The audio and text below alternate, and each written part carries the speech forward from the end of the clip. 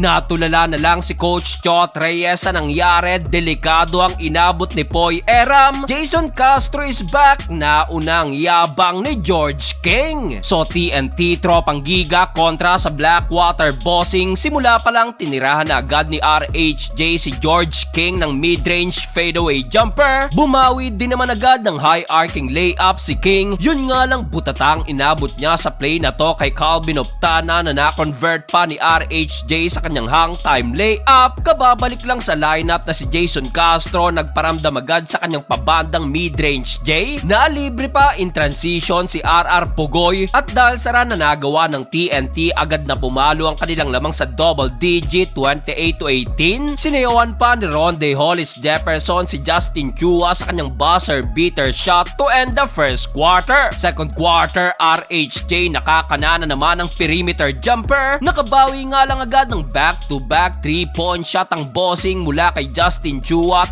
RK Ilagan. Matapos yan, kumana pa ng another corner 3-pointer si Christian David. Gusto pang ibaon ng buhay ni George King si Ronde, sayang nga lang at di na kumpleto yan ng Bossing import. Pero bumawi naman agad si King ng end 1 na nasundan pa ng mid-range jumper ni RK Ilagan. Under 4 minutes, burado ng double-digit lead ng TNT lamang ng Blackwater Bossing. Sa play na to, sinigurado na ng Bossing import ang slam dunk kontra kay RHJ. Hype na hype si George King. Yun nga lang, to the rescue naman si Ray ng Batak at Calvin Optana na kumana ng 3 straight 3-point shot. Literal na nakabawi ang TNT sa dulo dahil nakapagpahabol pa ng buzzer beater 4-point shot si The Blur Jason Castro, 48-57. Start of the third quarter nang biglang nag-init si Sting Ray ng Batak na agad ginulat ang Bossing sa kanyang 8 straight points with 2 3-pointers. Dahil dyan agad na pumalo pa ang tambak sa 16-70-54. Nabasag na lang ang run na yan sa back-to-back and one ni George King, including itong another left-handed dunk. Matapos yan, napakasama pa nang nangyari kay Poy Eram. Scary fall ang inabot na unang likod sa kanyang pagkakabagsak. Matagal-tagal inindayan ni Eram na inakay na lang din pabalik ng bench. Natulala na lang din si Coach Chot Reyes dahil pati si RHJ nasaktan din sa play na to. Pero despite of that, abante pa rin naman ang double digit ang TNT, 82-69. Fourth and final quarter nang si RK Ilaga naman ang biglang nag-init sa Blackwater Bossing na kumana ng 10 straight points. Dahil dyan na ibaba ng Blackwater ang lamang sa single digit, kaso under 7-minute mark mukhang napuruhan sa tuhod si Ilagan ng madaganan ni RHJ. Well, nakabalik pa naman si Ilagan kaso ginanahan ng TNT dahil sa mga power move ni Galinato. Kinakalabaw ang ilalim ng Bossing. Sayang nga lang tong salampak ni Galinato pero sa uli panalo pa rin ng TNT.